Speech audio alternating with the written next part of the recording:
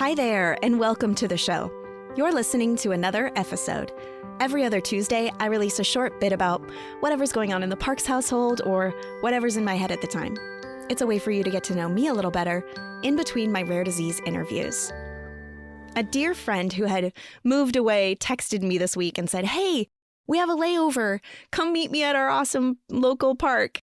Our daughters were bosom buddies, best friends for life, and I was so excited that she was in town. While Ezzy sadly couldn't join us because she was sick and home from school, Ford was also home from school because of an appointment. I said, "Hang on, let me check if I can get Grandma to watch Ezzy while I come by." I was out with Ford because I had to get him a blood draw for some research that he's participating in. This appointment was booked a couple weeks ahead of time, so he was out of school for it, being it had to be done on a weekday. So I did all of the things that one does to get to this appointment. On time, and both of us in the same outfit, you know?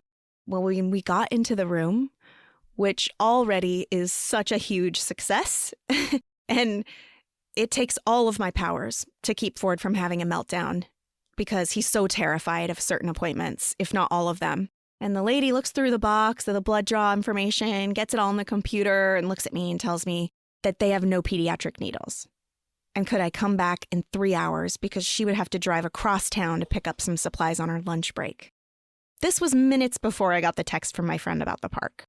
All the things went as smooth as they could ever go up to that point, which is, like I said, a huge success. But in that moment that would have usually made me so irritated, at least internally, maybe even would have required of me to cancel the appointment or postpone it until God knows when, because of the constant grind of being beaten down by stupid stuff like this, because of all the things I had to put in place and to do to be at this appointment on time and in one piece was for nothing, seems to happen a lot of the time.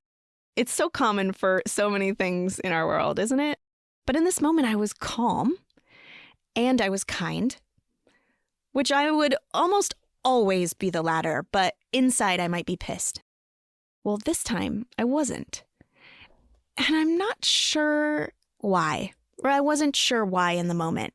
I told her to brace herself because if I was coming back, I wouldn't have a babysitter again. So I'd be bringing along a 3-year-old as well while I held Ford down to get his blood draw. So I headed outside and I got that text from my friend, and I called Grandma, told her the sitch, and she said, "You know what, go to the park, see your friend, and I'll swap with Grandpa, as I have to go, and he can hang out until the blood draw." And yes, I know, I'm so lucky to have these grandparents, I know. I was telling my friend, once I got to the playground, why I only had Ford and not Ezzy and the appointment stuff, and she said something like, "I bet that makes you so mad. Stuff like that probably just makes you lose it." And I made some joke about how we have to laugh or we'll cry and moved on to catch up in general. But for some reason, the response that I had was kind of on my heart a little bit for the rest of the day. Even though I went home, I snuggled my kids and moved on. And really, it's not that big of a deal anyways. Later that night, I was doing a class on my workout mirror, and after the workout, I turned on one of the stretching classes. They're just short stretching classes. And within the first 2 minutes of the class, I was following the instructor's directions, and I was sitting down, and I had one leg out in front of me, and I was really tight. And she said, "Let gravity take care of you here. You don't always have to fight. Sometimes what you have to do is give in." And when I tell you, I instantly welled up with tears. I mean, God, that felt good to hear. And I realized that's what I did in that appointment that morning.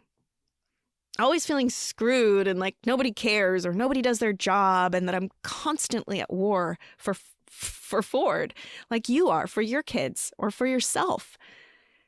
And in that moment, I just gave into gravity and I didn't fight. And it felt so damn good.